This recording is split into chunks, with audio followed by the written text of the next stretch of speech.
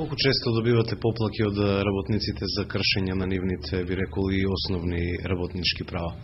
Знаете, имаме можеби преку 20 на предмети кои за жал се уште висат по судовите. Имаме извршни решенија кои што не се исполнуваат. Значи, веројатно се должи на финансиската немоќ на државата. Многу фактори се зашто тоа така, а вие знаете дека клучен елемент за во состојање демократски принцип е судство кое што е од сите страни од Европа гаѓано, бидејќи не функционира како што треба, што мора да има комплетна промена за да биде вистински имплементирано тоа што ние го бараме. Вака сме ставени у мат позиција. Како синдикатот, иако се обидеме да помогнеме, ако нема решение, очигледно дека ги нема решенијата, тоа што го губиш, ја губиме довербата према членовите. Безајка, иако се бориш, ама ти кога некој го поставаш правен систем, не можеш да правно да го изрегулираш тоа, добиеш недоверба. И тоа нас многу не кочи. Иако, например, огромен дел од работниците бараат да бидат на наша страна, веќе застарените модели на синдикати не успеваат да сетат. Ние се обидуваме да влеземе со еден систем кој што не го прифаќаат за галество, нити владава, нити другите социјални партнери, зборам за синдикатите, бараме да се спроведат социјални избори во Македонија. Да се види точно кој е кој во државата. Вака имаме една, би рекол, нерегуларна состојба, така наречени мнозински синдикати, кои што дека не сме да биде така, никој не се пребрал за да знаат кој е колку. Ние викаме дека имаме толку членови, сешно вика имаме 200 и членови, ние толку работени да имаме во Македонија. Нешто е страшно, бидејќи немаме вистинско пребројување на воопшто на работниците. Имаме една страшна бројка на која што стои како податок 36% незапосленост. Ако е тоа вистински, тоа е револуција. Има револуција сигурно. Ние правиме пред година и пол анализа на неформалната економија на Македонија. Преку 100.000 вработени кои што работат на црно. Нема никаква евиденција за тие луѓе. Значи, стојат по заводите како невработени, а уствари работат на црно, и што е најтешко, тие работодавачи, дали се наши или за странци, веќе не е важно, е страшно да влезеш да направи синдикат во тие предпријатија. Ние, за ваша информација, за прв пат да правиме синдикат во текстилно предпријатие во Прилеп, кај што е грд газда. Луѓето се плашат да придат, меѓутоа со секојдневно договарање успеаме да им правиме синдикат. И веројатно човекот се најде прифати да биде така. Бидејќи јас и кога говорев со тој газдата рекол вака. Вие знаете што се грчите синдикати, конфедерацијата на грчите синдикати, тоа не ви смееле во Грчка да го работите. Што го работите веќе. Во ваш интерес е да прифатите да имате синдикат нати. Оти знаете што се случува, не знам колку текстилни предпријатија има тука во Коварац, немам информации за овдека, меѓутоа за таму знам сигурно, кога ќе дојдат инспекторите ги кријат работниците. Има едно страшно нешто кое што не е никаква тајна, меѓутоа за жал функционира.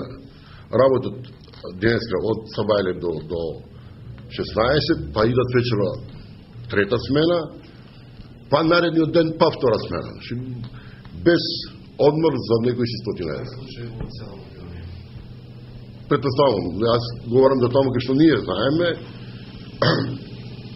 обидот наш да ја вклучиме и републичката инспекција, некојаш вродува со плод, некојаш не вродува со плод. Иако знаат, претпоставам дека ги знаат и локалните канцеларии што се на инспекторатот, ние избегнуваме да бидат од местото, да бидат инспектори кои што би дошли од друга страна, да не бидат да решеме од Ковадац. Меѓутоа, за жал се уште тоа тешко оди и бара нели нови луѓе, инспекторатот мора да се прошири, ние бараме и со Миле заедно да влеземе како соизведни посматрачи во уредите на инспекторатот. Тоа што они ќе го направат, ако и синдикатите бидат натре, ќе имаме една состојба која би била многу пореална од она што е вистинството сега. али говорам за вистинска функција и на инспекторатот и на синдикатите. Оти до сега, иако некои знаеа, се случуваше нешто друго. Ќе ви кажам каде е проблемот, бидејќи ние земаме на предпријатие Декон од Гостивар, кое што година и пол не работи, зашто директорката тие луѓе што го направи синдикатот им даде отказни решенија, дојде до меѓународно покривање, јас бев кај амбасадорката на Холандија, кој се заинтересира за случајот, затоа што, пазете, и сега каде е целата болка? Пред 2 години се потпише колективен договор за текстилните работници, у кој што договор стои децидно 4500 денари основна плата. И са таа директор, знаете што вика?